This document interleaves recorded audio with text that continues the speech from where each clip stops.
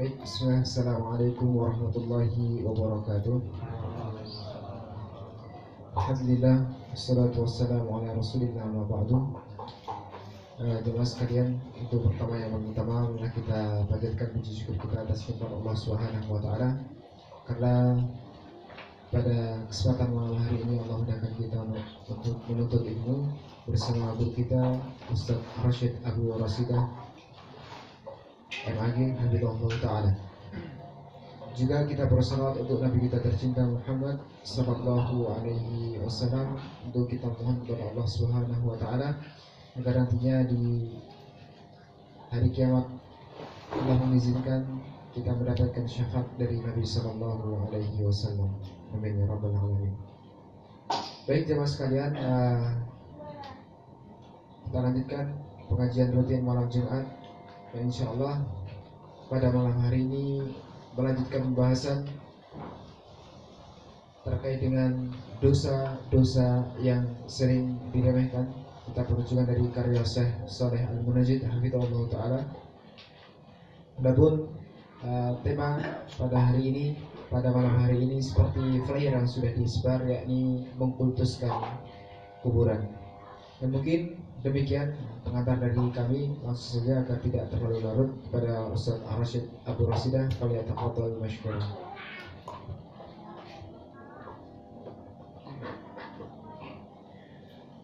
Bismillahirrahmanirrahim. Assalamualaikum warahmatullahi wabarakatuh. Alhamdulillah. Alhamdulillahilladzi bi ni'matihi tatimmu shalihat wa bi fadlihi ihtadal muhtadun. Allahumma salli wa sallim ala habibina wa qudwatina Muhammad sallallahu alaihi wa ala alihi wa sallam wa man sara ala nahjihi wa ihtada bihadihi wa da'a bida'watihi ila yaumiddin, amma ba'd. Alhamdulillah, ikhwatal iman, ahbabkumullah, para jamaah sekalian yang mencintai sunnah dan dicintai oleh Allah Azza wa Jalla. Bersyukur di malam hari ini Allah Subhanahu wa ta'ala tidak henti-hentinya melimpahkan nikmat dan rahmatnya kepada kita. Allah limpahkan kepada kita nikmat yang berlapis, nikmat iman, nikmat aman, nikmat sehat, maupun nikmat waktu luang. Dan lebih daripada itu, Allah limpahkan kepada kita rahmatnya berupa ketundukan hati, kepekaan hati, hingga dengan sadar di malam hari ini Allah Subhanahu wa ta'ala lembutkan kita untuk memanfaatkan nikmat yang ada dalam rangka ketaatan. Semoga duduknya kita, bermajelisnya kita tercatat di sisi Allah Azza wa Jalla sebagai ketaatan yang memperberat timbangan kebaikan kita di yaumil qiyamah. Salawat dan salam juga senantiasa kita haturkan pada junjungan kita bersama Nabiullah Muhammad sallallahu alaihi wa ala alihi wasallam, juga pada keluarga beliau, istri-istri beliau, sahabat-sahabat beliau, dan seluruh pengikut beliau yang senantiasa istiqamah menjalankan sunnah beliau sallallahu alaihi wa ala alihi wasallam. Alhamdulillah, para jamaah sekalian, kembali kita lanjutkan majelis muharramat istihana biha kathiru minan nas, dosa-dosa yang sering kali diremehkan, dosa-dosa yang sering kali disepelekan. Pada pertemuan yang lalu kita telah membahas tentang muqaddimah, bagaimana kemudian nikmat yang Allah Subhanahu wa ta'ala berikan ini begitu luas.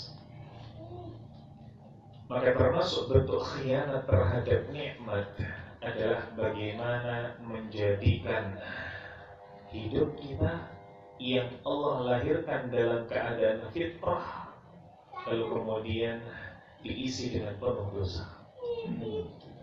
Secara umum, Nabi Shallallahu Alaihi Wasallam telah menyampaikan kepada kita sebuah sinyal lewat sebuah doa. Ketika disebutkan dalam doa, yakni doa dalam sholat jenazah, bagaimana hidup ini harus berprogres pada kebaikan dari Islam menuju iman. Nabi Shallallahu Alaihi Wasallam mengajarkan kita doa. Allahumma ighfir li hayyina wa mayyitina. Ya Allah, ampunilah yang hidup di antara kami maupun yang mati di antara kami. Syahidina wa ghaibina, yang hadir di antara kami ataupun yang tidak hadir di antara kami. Dzakarina wa unthana, yang laki-laki di antara kami ataupun yang perempuan di antara kami. Saghirina wa kabirina, yang kecil di antara kami atau yang besar di antara kami. Allahumma in ahyaitahu minna fa ahyihi 'alal Islam. Ya Allah, yang Engkau hidupkan di antara kami, hidupkan dalam keadaan Islam. Wa man tawaffaitahu minna fatawaffahu 'alal iman. Dan yang Engkau wafatkan, agar Engkau wafatkan dalam keadaan iman. Para ulama mengatakan ini adalah sinyal dari Nabi Shallallahu Alaihi Wasallam mengisi kehidupan ini berprogres dari Islam.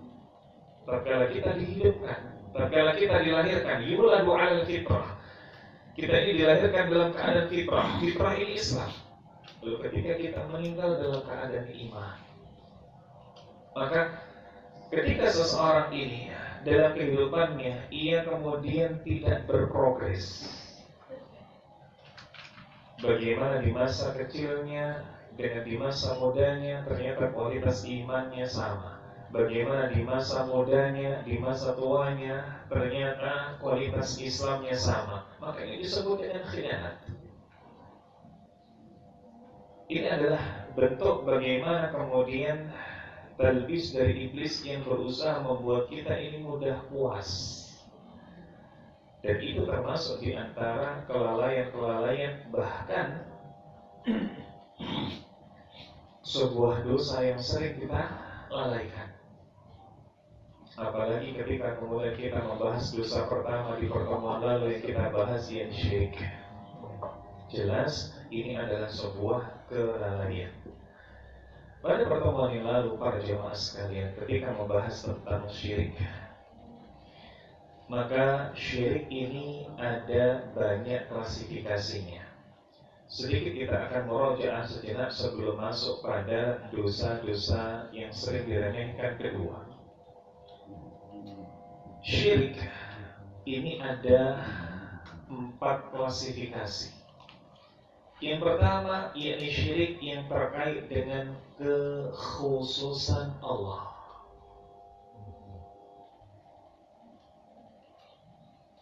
Maka syirik yang terkait dengan kekhususan Allah ada kemudian syirik dalam rububiyah, syirik dalam uluhiyah, syirik dalam asma wa sifat. Kita tahu bahwasanya tauhid terbagi menjadi 3. Syirik dalam hal rububiyah bagaimana? Maka dia meyakini ada selain Allah yang bisa memberikan rezeki, ada selain Allah yang bisa menghidupkan atau mematikan. Ini syirik dalam rububiyah. Syirik dalam hal uluhiyah, meyakini ada selain Allah yang bisa memberikan manfaat atau yang bisa memberikan madarat sehingga layak diberikan loyalitas kepadanya. Ini syirik dalam hal uluhiyah. Syirik dalam hal asma wa sifat, meyakini bahwa ada selain Allah yang punya sifat khususnya Allah. Para ulama ketika membahas sifat khusus ini terbagi menjadi 2. Atau sifat Allah secara umum ini terbagi menjadi 2. Ada sifat yang memang Allah khususkan untuk zatnya Allah, ada kemudian sifat yang Allah perintahkan dimiliki oleh manusia. Sifat yang menjadi kekhususan bagi Allah seperti Allah Subhanahu wa taala Ar-Razzaq, Allah Subhanahu wa taala Al-Khaliq. Maka ini khusus miliknya Allah. Ada sifat yang kemudian Allah serukan kita untuk memilikinya. Al-Hilm, lemah lembut, santun. Ar-Rahmah, kasih sayang. As-Sabar, sabar. Ini sifat Allah yang Allah serukan kita untuk memilikinya. Baik, ini klasifikasi syirik yang pertama. Klasifikasi syirik yang kedua, syirik menurut kadarnya. Maka kita tahu bersama ini terbagi menjadi dua, syirik akbar dan syirik asghar.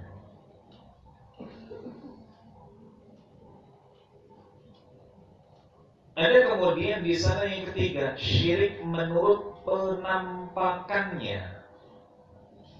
Kategori yang ketiga. Apa itu syirik menurut penampakannya? Syirik yang jali dan syirik yang khafi. Syirik yang nampak dan syirik yang samar. Syirik yang nampak, ia terang-terangan. Ia kemudian datang nyunsewu ke kuburan yang akan kita bahas di malam hari ini. Lalu kemudian dia minta kuburan. Bahkan ketika dibalut dalam naungan ibadah yang luar biasa, nyunsewu umrah. Ketika kemudian ia datang di Madinah, lalu kemudian dia hendak mengucapkan salam kepada Nabi Sallallahu Alaihi Wasallam. Lalu kemudian ia minta kepada Nabi, Ya Rasulullah, Ishfa'li. Wahai Rasulullah, berikan aku syafaat. Ini syirik yang jeli. Dia mintanya kepada Rasulullah Sallallahu Alaihi Wasallam. Adapun syirik yang khafi, maka ini seperti riya, maka ini seperti sum'ah.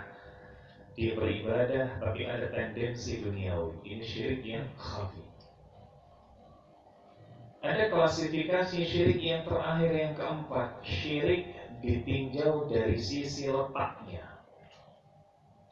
Ada syirik i'tiqadi, syirik yang sifatnya keyakinan. Ada syirik yang sifatnya amali, amal perbuatan. Dan ini beda. Syirik i'tiqadi maka dia ada pada keyakinan. Dia meyakini bahwasanya dukun bisa merubah takdir. Ini syirik i'tiqadi. Adapun syirik amali, yakni bagaimana seseorang ini dia menyembelih selain karena Allah, dia bernadar selain karena Allah, ini syirik amal. Dan sebagian ulama menambahkan dengan syirik lafzi, syirik secara lafal. Seseorang mengatakan tidak ada yang bisa menolongku kecuali dirimu kepada makhluk, ini syirik lafzi. Maka ini bahasan tentang syirik yang menjadi bahasan kita di pertemuan lalu. Bahasan kita di malam hari ini adalah tentang ibadatul kubur, menyembah kuburan. Terkait dengan menyembah kuburan, sungguh ini adalah bahasan yang notabene bahasan-bahasan sensitif bagi sebagian kalangan. Kita katakan sensitif bagi sebagian kalangan karena masih ada pihak-pihak yang kalau diingatkan dalam hal ini metu sumuni, marah, gandeng alisi, merengut, menggelik, meripati, lalu kemudian balik menantang kita. Ini tidak bisa kita pungkiri, ada. Tapi ilmu tetaplah ilmu, harus kemudian kita sampaikan tentunya dengan kemudian khilaf ataupun strategi penuntutan yang bisa kita ikhtiarkan. Disebutkan di sini para muallif hafizahullah taala, berkata Syekh Shalih Al-Munajjid hafizahullah taala, bahwa di antara dosa-dosa yang dianggap biasa adalah ibadatul qubur wa i'tiqad anna al-awliya al-mauta. beribadah menyembah kubur dan meyakini bahwasanya para wali-wali Allah yang telah meninggal, mereka bisa yaqdunal hajat, mereka bisa menunaikan hajat bagi orang yang meminta kepadanya, atau kemudian bisa membebaskan dari segala kesulitan. Ini termasuk di antara apa-apa yang sering kita dapati di masyarakat. Mereka minta tolong kepada para wali yang telah meninggal. Mereka minta dikabulkan doa-doanya melalui kuburan wali-wali yang telah meninggal. Termasuk bahkan minta agar disembuhkan dari penyakit menahun dari kuburan-kuburan wali. Allah Subhanahu wa ta'ala padahal telah jelas menegaskan bagaimana minta itu hanya kepada Allah, bukan kepada perantara. Allah Subhanahu wa ta'ala juga sudah menegaskan bagaimana perintah Allah untuk menyembah Allah saja, tidak dengan menyembah yang lain. Wa'budullaha wa la tusyriku bihi syai'a, dan sembahlah Allah tanpa menyekutukannya dengan apapun itu. Wa qadha rabbuka alla ta'budu illa iyyah, dan Rabbmu telah memerintahkan agar engkau menyembah Allah saja dan tidak kepada yang lainnya. Dalil-dalil tentang hal ini begitu banyak.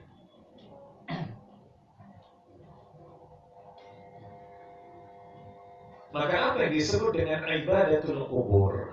Menyembah kubur, memohon kepada penghuni kubur, baik itu nabi, baik itu wali, baik itu orang-orang saleh, untuk bisa mendapatkan syafaat, untuk bisa mendapatkan hajat, termasuk lepas dari segala bentuk kesulitan.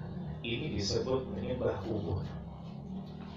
Sehingga nyembah kubur ini bukan berarti kok kemudian kita mintanya kepada kubur, tapi bagaimana kita menjadikan penghuni kubur sebagai sesuatu yang berpengaruh kepada hajat kita. Kalau saya berdoa di sisi kuburan lebih cesplon. Kalau saya berdoa di sisi kuburan lebih cepat sampainya kepada Gusti Allah Subhanahu wa ta'ala. Ibaratkan kalau minta di masjid, minta di musala, maka ini paket reguler.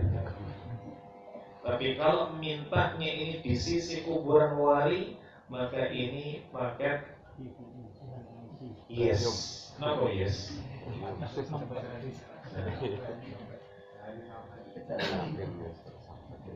Paket yang langsung esoknya sampai. Ini luar biasa. Allah Subhanahu wa ta'ala menjelaskan dalam surat An-Naml ayat 62. Siapakah yang memperkenankan doa? Siapakah yang mengabulkan doa orang-orang yang kesulitan tatkala berdoa kepadanya?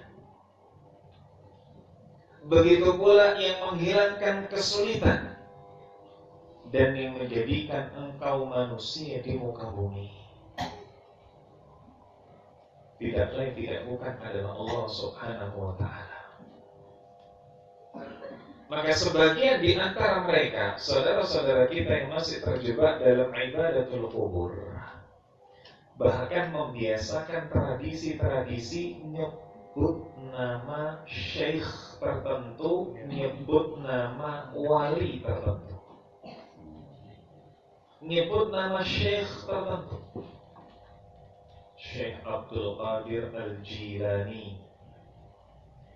atau kemudian syekh-syekh lainnya yang mungkin buat kita asing nama tersebut, atau menyebut wali-wali lainnya. Padahal dengan kemudian menganggap wali ini hanya mereka saja, ini sudah sebuah kesalahan. Para ulama ketika menjelaskan tentang wali, ini bukan hanya berbatas 9, bukan hanya berbatas sekian dan sekian, tapi kullu mu'minin taqi fahuwa waliullah. Setiap mukmin yang bertakwa itu adalah waliullah, dengan tingkatan yang berbeda-beda. Orang yang cuma rajin salat saja dan dibandingkan orang yang rajin salat dan puasa, jelas berbeda tingkat kewaliannya.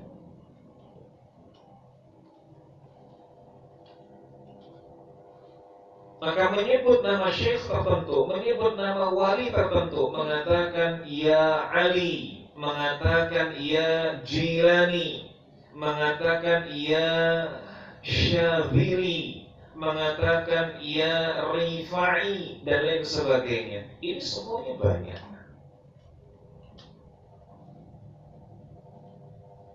Dan tidak heran ketika ada penyebutan nama di kuburan-kuburan dengan menyebut syekh siapa, wali siapa. Inilah kemudian yang menjadi embrio dari nama, embrio dari orang-orang yang notabene pesen nasab. Karena nama wali dan syekh yang disebut ini sudah sebagian yang masyhur di masyarakat, ma'ruf. Maka ketika kemudian dia sebutkan wali yang mungkin namanya tidak terkenal, maka dia akan sisipkan di sana bahwasanya wali A yang disebut ini garis keturunan dengan wali A lainnya yang sudah masyhur. Syekh A yang disebut, maka ini secara garis keturunan nyambung dengan syekh yang lainnya yang sudah sering disebut. Embrio dari nasab yang amburadul, titip nasab, jual beli nasab, dan lain sebagainya. Karena ada penyebutan nama ketika sedang apa? Ketika sedang mitat di kuburan. Na'udzubillah wal iyadzubillah. Belum lagi bentuk-bentuk ketundukan kepada kuburan lainnya. Ada yang kemudian dengan kuburan ia nyun sewu tawaf. Ada yang kemudian dengan kuburan dia cium batu nisannya. Ada yang kemudian dengan kuburan dia usap-usap wajahnya dengan debu yang ia dapatkan dengan apa? Mengusap, membelai, dan lain sebagainya dari batu nisan yang ada. Ini wakil para jemaah sekalian, ini terjadi. Bahkan tidak jarang ada di antara mereka ini yang menjadikan setiap usapan inseru, maka di sana ada fadilahnya tersendiri. Ketika ngusap di bagian kaki, lalu diusap ke kaki kita, maka menjadikan kaki kita ini kaki yang sesuai dengan hajatnya. Mungkin kaki yang lumpuh, maka sudah sehat. Ketika kemudian yang diusap ini apa? Yang diusap ini adalah sisi badannya, maka akan menjadikan bagaimana badan orang yang mengusap dikabulkan hajatnya. Sehat dari penyakit kanker, sehat dari penyakit ini dan itu. Ada tersebar di masyarakat kita.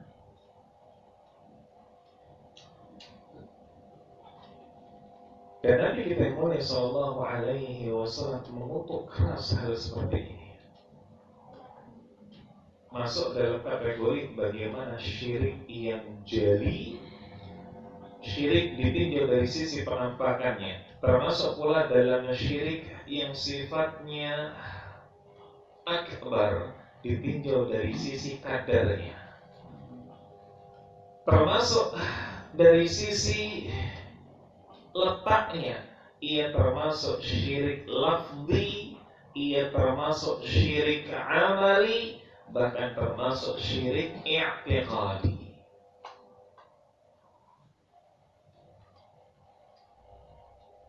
Nabi sallallahu alaihi wasallam mengatakan, man mata wa huwa yad'u min dunillah, barang siapa yang dia meninggal dalam keadaan menyembah selain Allah, dakhala nar, dia akan masuk ke dalam neraka. Ada di sebagian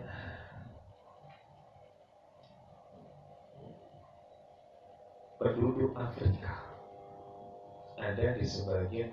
Afrika, bentuk kesyirikannya adalah mencukur rambut di sisi kuburan. Wallahu a'lam, di negeri kita ada atau tidak.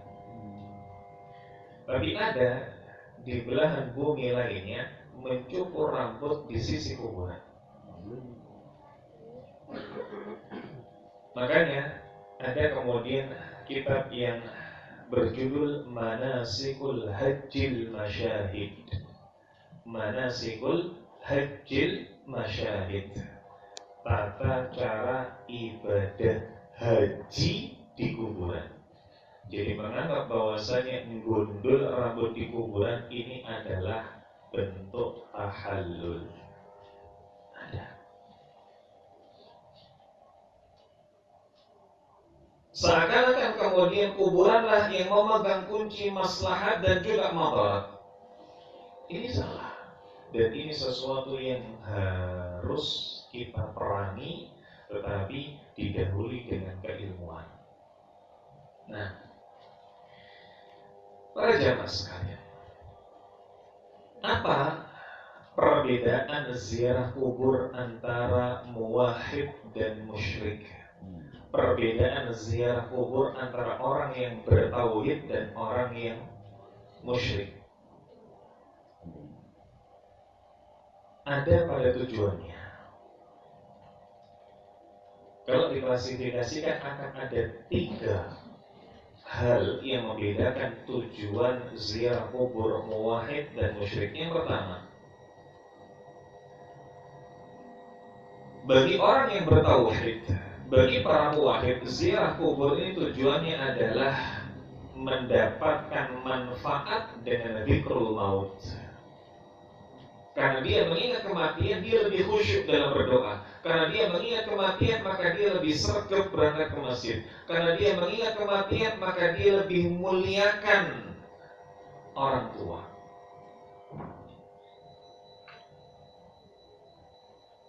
Nabi sallallahu alaihi wasallam mengatakan, fazuruha fa innaha tudzakirukumul akhirah. Berziarahlah kalian ke kuburan karena hal tersebut bisa membuat kalian ingat pada akhirat. Yang kedua, tujuan dari muwahhid ini tatkala ziarah kubur adalah berbuat baik kepada orang yang meninggal dengan mendoakannya atau memintakan ampun kepada mereka, dengan catatan bahwa manfaat ini hanya bisa didapatkan di kuburan muslim. Hanya bisa didapatkan di kuburan muslim. Kalau di sana kuburan campur, maka ada sedikit kerancuan. Kita mengucapkan kepada mereka semua, assalamualaikum ya ahlad diyar. Sementara di sana ada kemudian kuburan non-muslim. Yang ketiga, bahwa dengan ziarah kubur dia telah mengamalkan sunnah Nabi Sallallahu Alaihi Wasallam. Berarti benefit untuk dirinya sendiri. Berarti kebaikan untuk dirinya sendiri. Nah, adapun kalau di sana ziarah kubur orang-orang musyrik, tidak demikian. Bukan untuk mengingat kematian. Kalaupun mengingat kematian sedikit sekali. Tapi mereka lebih pada untuk mengabulkan hajat, untuk mendatangkan maslahat, untuk menolak madarat. Ini mereka. Nah,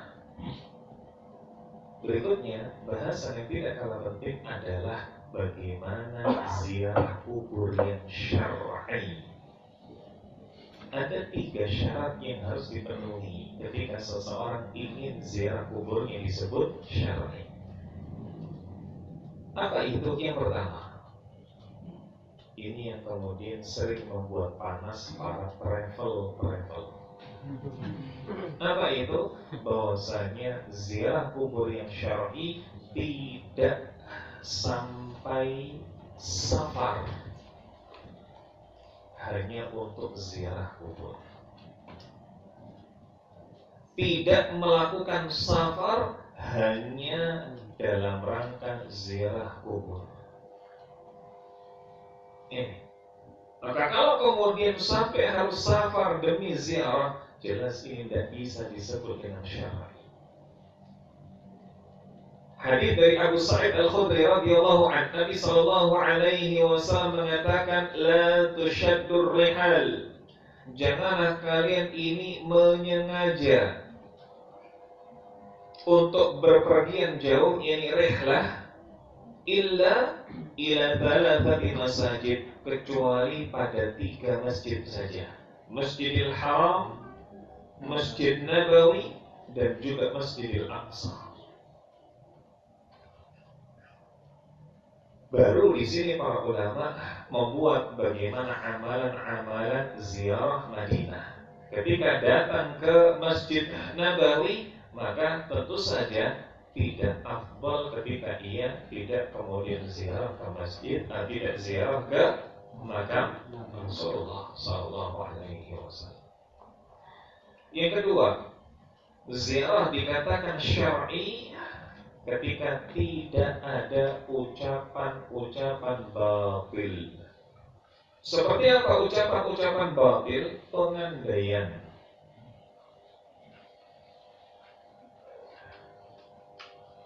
Kenapa sih kok engkau dulu yang meninggalkanku, wahai suamiku? Kenapa kok ibu dulu yang pergi? Kenapa bapak meninggalkanku? Dan lain sebagainya. Entah dengan alasan aku butuh engkau di sini, anak-anak butuh engkau di sini, dan lain sebagainya. Ini pengandaian dan ini ucapan batil. Kita tahu bersama bahwasanya termasuk keimanan kepada takdir adalah meyakini apa yang Allah gariskan, apa yang Allah tetapkan, maka itulah yang terbaik. Kalau kita belum mengetahui hikmahnya, ya karena saat ini kita belum menggalinya. Kalau kita kemudian masih tidak meyakini bahwa itu adalah yang terbaik, ya bisa jadi karena hikmah itu belum kita singkat.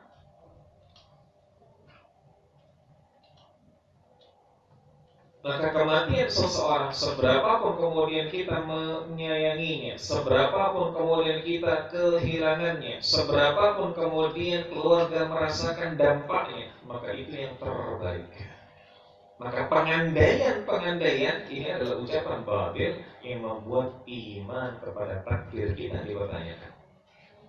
Yang ketiga, termasuk di antara bagaimana ziarah kubur dianggap syar'i adalah tidak mengkhususkan di waktu tertentu. Kalau sudah ziarah kubur ini dikhususkan di waktu tertentu, harus di malam Jumat Kliwon, harus di bulan Ramadan, harus di bulan Syawal, maka ini sudah indikator bahwasanya itu bukan ziarah yang syar'i. Itu bukan ziarah yang syar'i. Nah, kalau kita sudah tahu bagaimana ziarah yang syar'i dan ziarah yang tidak syar'i, yakni sebaliknya, maka kita akan dapati penyimpangan-penyimpangan dalam ziarah kubur ini ternyata banyak. Bukan hanya apa yang dilakukan di sana, seperti minta kepada penghuni kubur, seperti bertawassul dengan penghuni kubur, keliru. Atau mengkhususkan waktu tertentu, ini keliru. Dan kalau kita lihat apa yang disusun oleh para ulama, termasuk apa yang dijelaskan oleh Syekhul Islam Ibnu Taimiyah rahimahullah dalam Majmu' Fatawa, yang dinukilkan bagaimana termasuk penyimpangan dalam ziarah kubur adalah membaca Al-Quran. baca Al-Quran apapun itu, mau itu umul kitab Al-Fatihah, mau itu kemudian Mu'awwidhatain,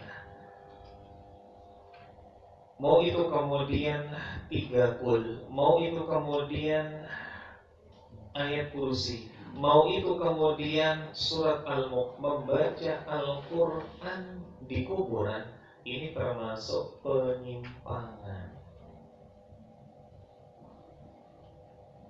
Kok bisa penyimpangan?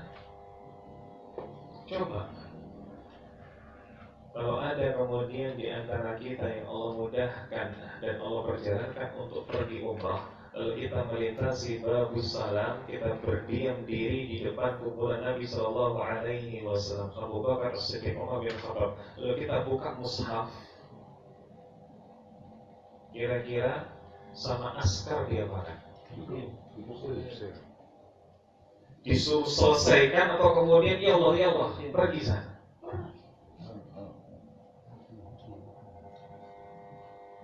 Termasuk pula ketika kemudian saat kita ziarah syuhada Uhud, nah boleh. Dan tidak ada riwayat bagaimana Nabi Shallallahu Alaihi Wasallam membaca Al-Quran tilawah ketika di syuhada Uhud, tidak ada. Padahal berkali-kali Nabi Shallallahu Alaihi Wasallam ini bagaimana kemudian pergi ke makam syuhada Uhud. Bahkan dalam sebuah riwayat disebutkan malam-malam beliau seorang diri. Setelah kemudian dijemput oleh Jibril alaihissalam atas perintah dari Allah Subhanahu wa taala, malam-malam ke Baqi untuk kemudian berdoa, ke syuhada Uhud untuk kemudian berdoa, bukan ke Baqi, ke syuhada Uhud untuk berdoa. Tapi tidak disebutkan di sana Nabi membaca Al-Quran. Nabi berdoa iya, tapi tidak dengan membaca Al-Quran. Maka membaca Al-Quran di kuburan termasuk penyimpangan, dan ini bahasan yang sangat sensitif. Banyak masyarakat kita minimal An-Nas, Al-Falaq, Al-Ikhlas, minimal di sana ayat kursi. Ada kemudian yang menambahkan dengan Tabarak Al-Mulk. Padahal ini sesuatu yang tidak ada dasarnya. Yang keempat, termasuk di antara penyimpangan di dalam kuburan adalah menabur bunga, nabur kembang. Ini tidak ada dasarnya.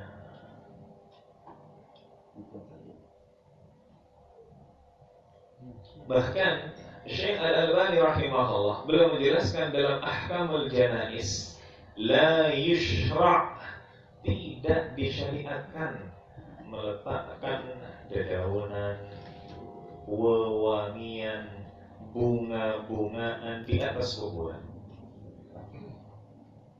Wewangian ini ketika kemudian kita sedang memandikan mayit, tapi ketika mayit ini sudah dikubur, tidak ada diletakkan di sana wewangian, dedaunan, bunga-bunga, tidak ada. Kenapa? Tidak diamalkan oleh para salafus saleh.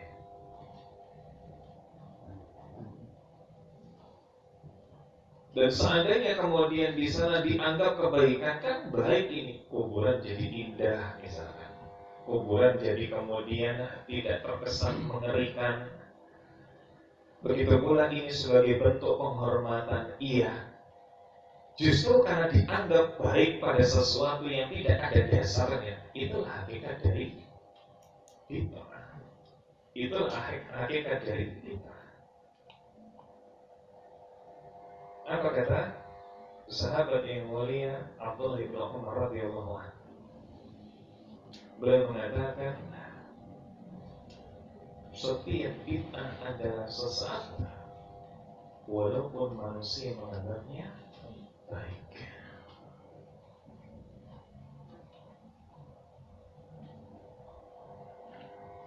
Dan yang sering kemudian ada di masyarakat kita, keyakinan ketika menabur bunga dan nyiram, maka ini adalah upaya untuk meringankan azab kubur. Dan kalau kemudian ditinjau, dalilnya ada, tapi istidlalnya salah. Dalilnya ada, tapi pengambilan dalilnya yang keliru. Dalilnya ada bahwa ketika Nabi SAW sedang melintas, maka beliau mengatakan bahwa dua penghuni kubur ini la yu'adzaban, sedang diadab oleh Allah Subhanahu wa taala. Maka beliau kemudian mengambil pelepah kurma yang masih basah, dipotong jadi dua, ditancapkan. Dan beliau sampaikan, semoga ini akan meringankan adab keduanya selama masih basah. Siapa keduanya tersebut? Maka disebutkan dalam riwayat yang satu adalah orang yang la yastabiru minal baul, tidak kemudian tuntas dan bersih ketika sedang buang air kecil, sehingga menyisakan najis. Bahkan termasuk pula ketika dia buang air kecil, dia menampakkan auratnya, karena lafalnya la yastabiru minal baul, tidak kemudian dia menutup saat buang air kecil. Makanya di jalan tol ketika kemudian ada sopir yang sengaja melipir untuk buang cairan, ini hati-hati. Ini hati-hati, termasuk la yastabir minal baul. Yang kedua, dalam sebagian lafaz disebutkan an-namimah, dalam sebagian lafaz disebutkan ghibah.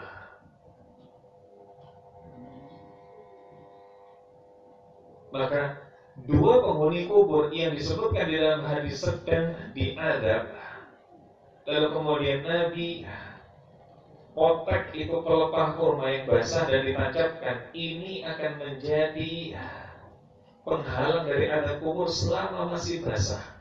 Lalu kemudian dikiaskan ini, berarti supaya meringankan adab kubur disiram, ditambah lagi dikasih bunga. Ini istidlalnya keliru, pengambilan dalilnya yang keliru.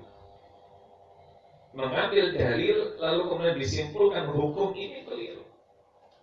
Bahwa apa yang dilakukan oleh Nabi SAW itu tuntunan wahyu.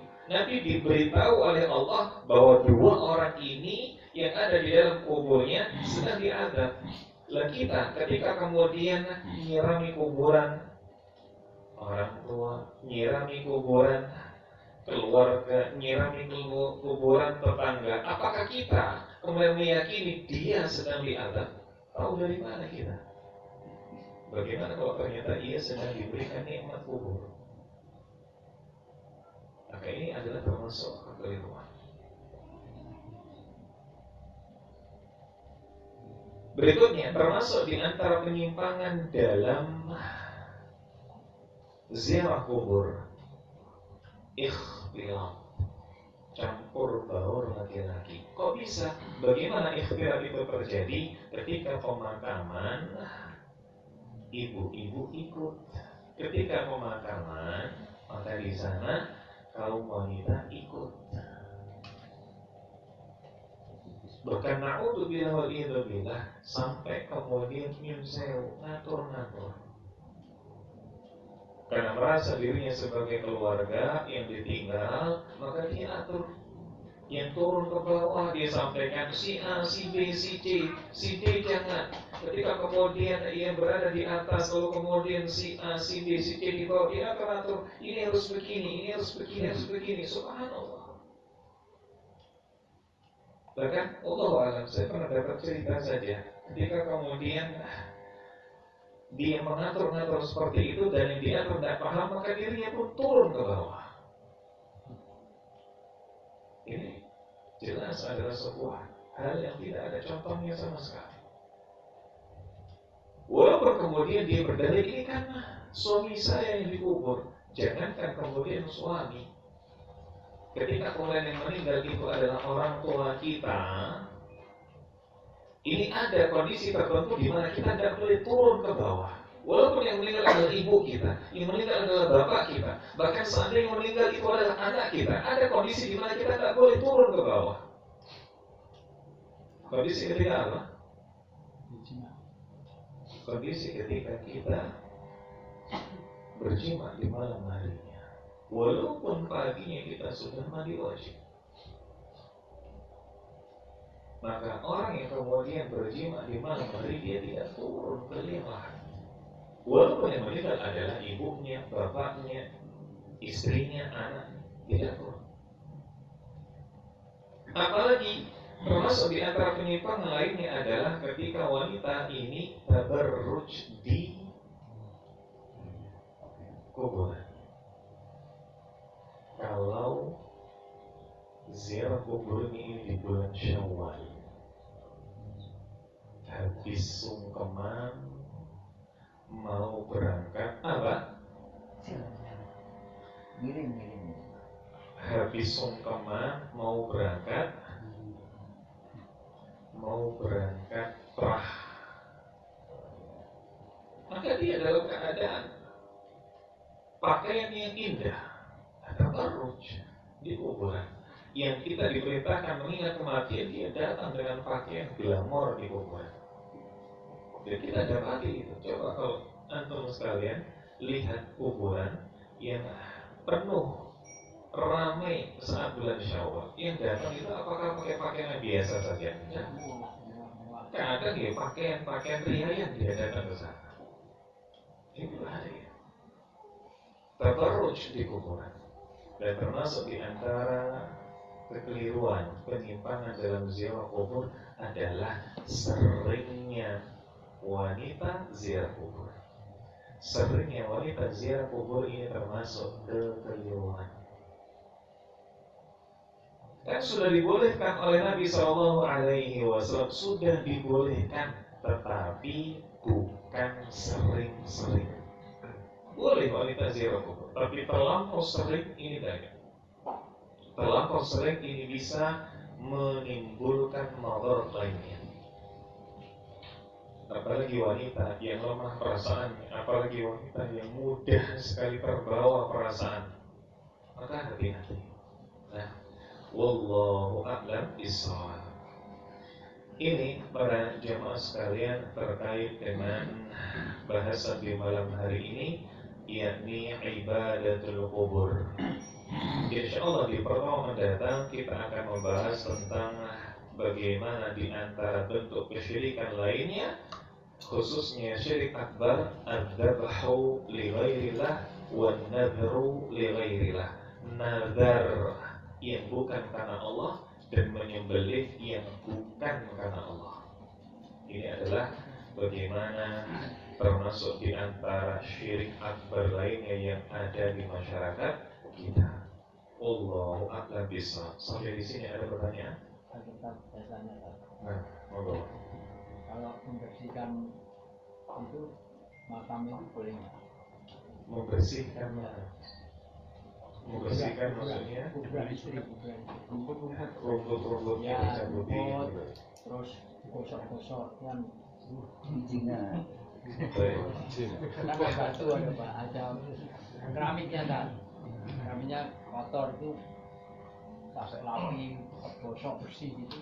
Ini istrinya. Jadi termasuk ada keramik itu saat apa penyimpangan gitu. Nah, alhamdulillah, wassalatu wassalamu ala rasulillah wa ala alihi wa sahbihi wa mawala wa la hawla wa la quwwata illa billah. Bagaimana ketika kita ziarah kubur, lalu kita bersihkan kuburan di sana, kita bersihkan dari rumput-rumput liar yang tumbuh, atau bahkan ketika kuburan tersebut dikicing, di keramik, maka kemudian dibersihkan. Apakah yang ini boleh? Membersihkan kuburan dari hal-hal yang mengganggunya, dari rumput, bahkan dari kemudian ada pohon yang tukul di sana, ini tidak ada masalah. Ini tidak ada masalah. Tapi kalau kemudian membersihkan keramiknya, ngelapi kijingnya, maka ini ia melakukan sesuatu di atas kesalahan. Melakukan sesuatu di atas kesalahan. Membangun di atas kuburan, apapun bentuknya ini terlarang. Mau itu magerin, nggak boleh.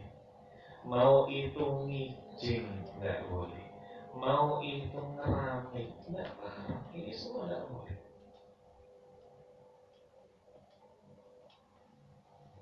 Bahkan ketika di sana tidak yang langsung di tanah kuburannya, melainkan di sana memberikan lampu untuk kubur. Khusus di kuburannya maka dibuat lampu penerangan. Ini saja tidak boleh. Hadisnya sahih. Dikhawatirkan yang demikian ini lambat laun nanti akan menjadi apa? Menjadi pengkultusan, mengistimewakan, padahal ya sejatinya tidak demikian, biasa saja. Maka kesedihan dari sang suami mungkin akan terus bertambah, kesedihan dari sang istri akan terus bertambah, kesedihan sebagai seorang ayah akan terus bertambah. Dan ini maka tidak perlu kemudian diizin. Apakah kita nyusewo menghancurkan izin? Kalau sudah di keramik, dihancurkan keramiknya itu boleh? Boleh, sangat boleh. Tapi kan di sana takdir, mubadir, izin itu dilarang. Ngeramik itu ya ono regane. Tapi bahkan dengan membuat kijing dan membuat keramik itu sudah takdir. Kita tidak usah bicara menghancurkan kijingnya, kita tidak usah bicara menghancurkan keramiknya. Dengan mengkijing dan dengan mengkeramik itu sudah takdir. Apa definisi takdir? Apa definisi takdir? Apa bedanya takdir dengan israf? Takdir itu berlebihan menggunakan harta untuk perkara makruh dan haram, ini takdir. Israf berlebihan menggunakan harta dalam perkara mubah. Untuk beli baju banyak padahal tidak dipakai, istri beli gamis macam-macam padahal tidak dipakai, itu bukan takdir, itu israf. Tapi berlebihan menggunakan uang pada hukum yang makruh atau haram itu baru takdir. Itu baru takdir. Beli yang saya rokok sampai kemudian sehari berselop-selop, itu cetol takdir.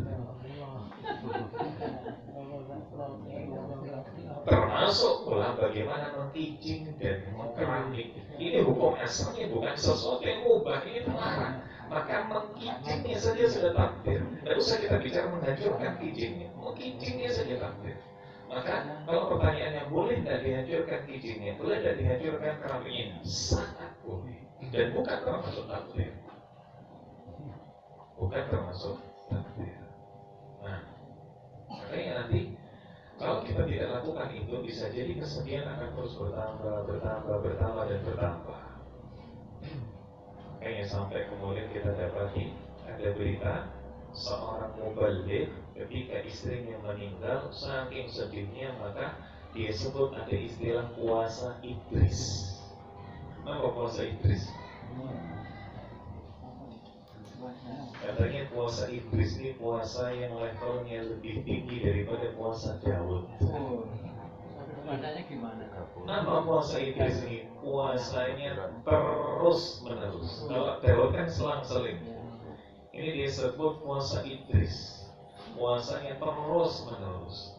Maka ini sebuah perkataan yang la asla lahu, tidak ada dasar. Tidak ada puasa Idris. Kalau ada puasa Idris nanti ada puasa Nuhud Saleh. Nah, ya, Allahu a'lam bishawab. Nah, untuk seorang dai dapat pesanan, kalau untuk pengajian di sini jangan ikut ziarah itu, nanti zamannya malah bubar. Sebenarnya hubungan sama sirik-sirik itu ya, aku saja nyembah cowok, jangan diperinci gitu. kuburan atau foto-foto kuburan. Sikap seperti itu bagi seorang dai itu meloloskan atau bagaimana? Baik. Alhamdulillah, salatu wassalamu ala rasulillah wa ala alihi wa sahbihi wa mawalah wa la hawla wa la quwwata illa billah. Bagaimana kalau ada seorang dai yang tatkala ia memberikan taklimnya di satu tempat lalu ada pesanan, jangan utak-atik tentang ziarah kubur. Jangan utak-atik tentang ziarah kubur. Apakah ketika sang dai ini mengiyakan, berarti di sana dikatakan dai tersebut tidak nahi mungkar? Maka ini sesuatu yang perlu dirinci. Kalau ini adalah sesuatu yang selalu dilakukan oleh dai, selalu mengiyakan semua request jamaah, selalu mengiyakan semua syarat dari jamaah, maka bisa jadi ia adalah dai yang tidak menyampaikan ilmu, tapi dai yang nyari selamat.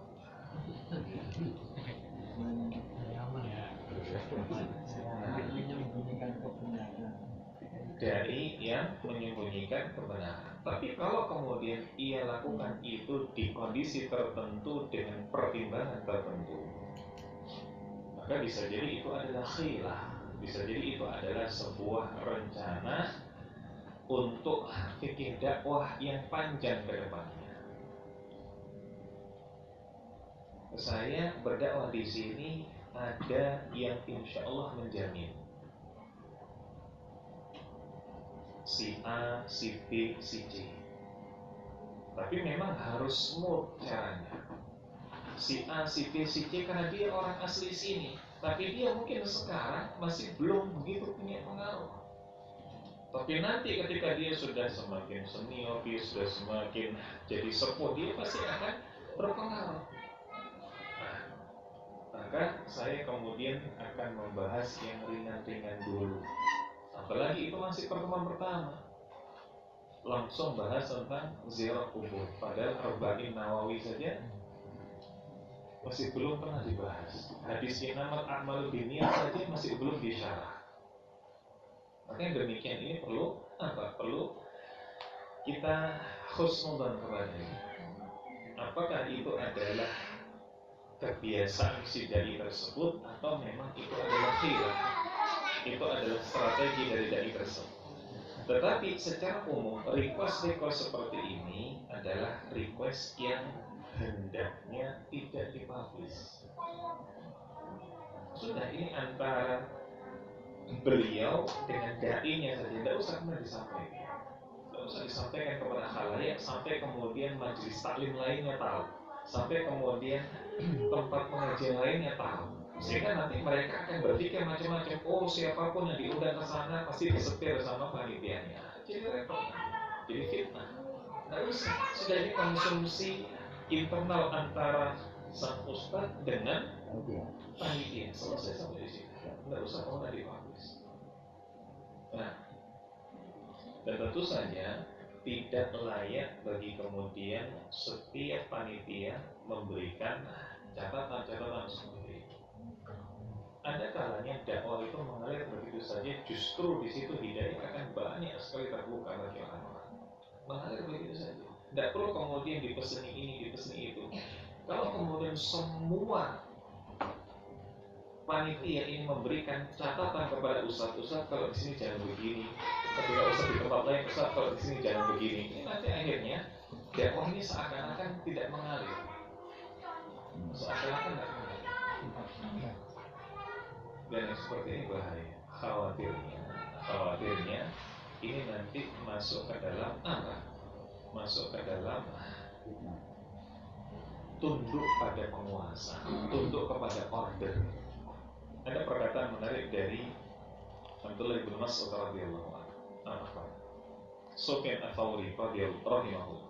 Sufyan Ats-Tsauri beliau mengatakan, kuntu rizqtu bifahmil Quran. Aku diberikan rezeki pemahaman Al-Quran.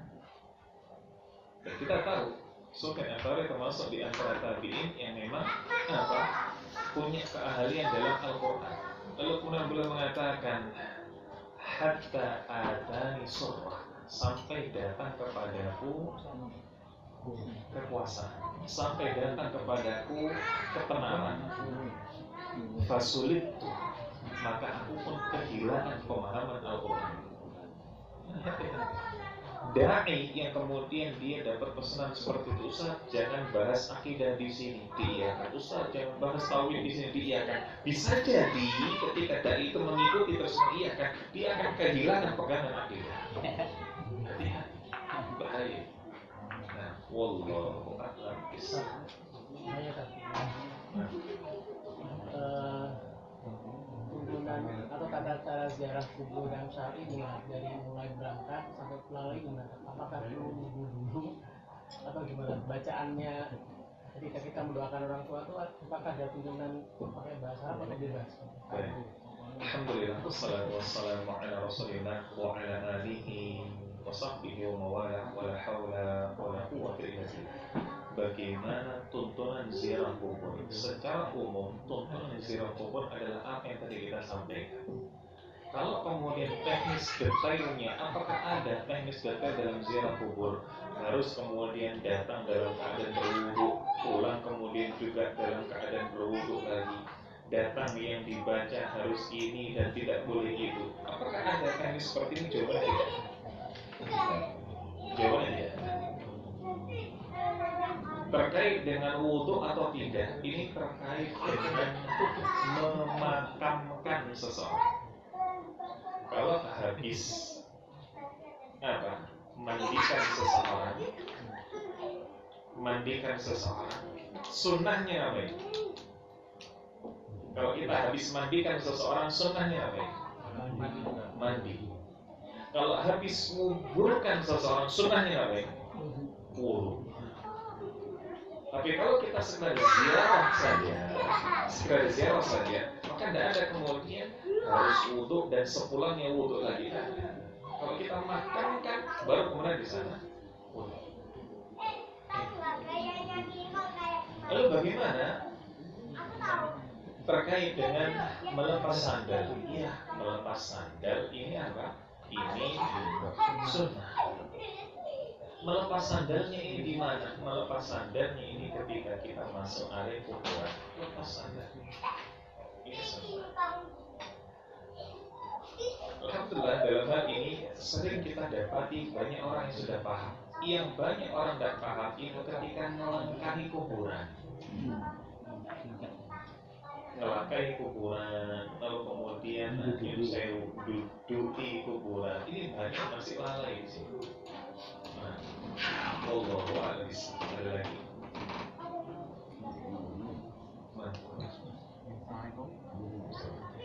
Jadi yang dikatakan untuk wanita jangan sering-sering ke kuburan. Nah untuk yang jadi baru mereka seringnya itu frekuensinya itu berapa lama itu? Alhamdulillah, wassalatu wassalamu ala rasulillah wa ala alihi wa sahbihi wa mawalah wa la hawla wa la quwwata illa billah. Bagaimana ketika di sana termasuk larangan dalam ziarah kubur atau penyimpangan yang ada dalam ziarah kubur adalah wanita yang terlampau sering ziarah kuburan atau kalau ukur seringnya. Jadi disebutkan oleh para ulama tentang kapan dikatakan jarang tapi kapan dikatakan sering. Yang jadi tolak ukur adalah kenapa perempuan itu kok nggak boleh sering-sering. Ghalabatu masyairiha, dominan perasaannya perempuan. Maka kita bisa lihat itu. Kalau kemudian dengan dia sudah ziarah, dia sedihnya tidak hilang-hilang, berarti sudah kita minta kurangi. Ketika kemudian dia habis ziarah kubur, kok kemudian halunya tinggi, mengingat-ingat yang dulunya luar biasa, bahkan kemudian meratap lagi, bahkan kemudian nangis lagi, sering seperti ini, ya sudah mulai kita tahan, tidak usah ziarah lagi, sudah kita doakan dari rumah saja. Tapi kalau kemudian intensitasnya berapa kali sepekan, ini dikatakan sering. Kalau kemudian hanya sekian kali sepekan dikatakan jarang. Tidak ada kalau ukur seperti itu. Kita lihat dari efeknya. Apakah kemudian efeknya ini sudah mulai madarat dan lain sebagainya? Wallahu a'lam bishawab. Ada lagi? Ada lagi? Belum, jangan Pak, langsung aja. Itu Ini terakhir ya ini. iya. Langsung aja apa? Di Magelang itu ya, setiap bulan Saban itu melakukan tahlilan di lokasi makam di tanah lapang dan masal. Itu pokoknya.